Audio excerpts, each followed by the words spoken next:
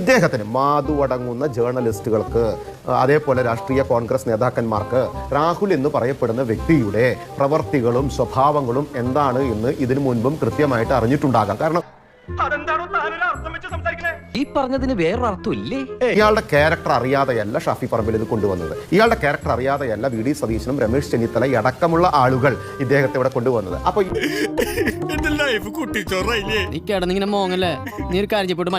അങ്ങനെയുള്ള ഈ സമയത്ത് ഇവരെന്താ പറഞ്ഞത്? യൂത്ത് കോൺഗ്രസിൽ നിന്ന് 24 മണിക്കൂറിനകം സംഘടനയിൽ നിന്ന് മാറ്റി. എന്താ കാര്യം? ഇവരുടെ സംഘടനയ്ക്ക് വേണ്ടാത്ത ആളെ പാലക്കാട് ജനം പേറിക്കൊള്ളണം, കേരളം അത് അംഗീകരിച്ചോളണം എന്നാണോ ഇവർ പറയുന്നത്? ഇദ്ദേഹത്തിന്റെ സൂക്കേട് എന്ന് പറയപ്പെടുന്നത് ഒരു അസുഖം കൂടിയാണ്. ആ സൂക്കേടുള്ള 2 പേരാണ് ഇപ്പൊ പ്രമുഖരായിട്ട് കേരളത്തിലുള്ളത്. ഒന്ന് വിയ്യൂർ ജയിലിൽ കിടക്കുന്നുണ്ട്, ഒരാൾ നിയമസഭയിൽ ഇരിക്കുന്നു. ഒരുത്തന്റെ പേര് ഗോവിന്ദച്ചാമിയും മറ്റൊരുത്തന്റെ പേര് രാഹുൽ മാങ്കൂട്ടത്തിൽ എന്നുമാണ്.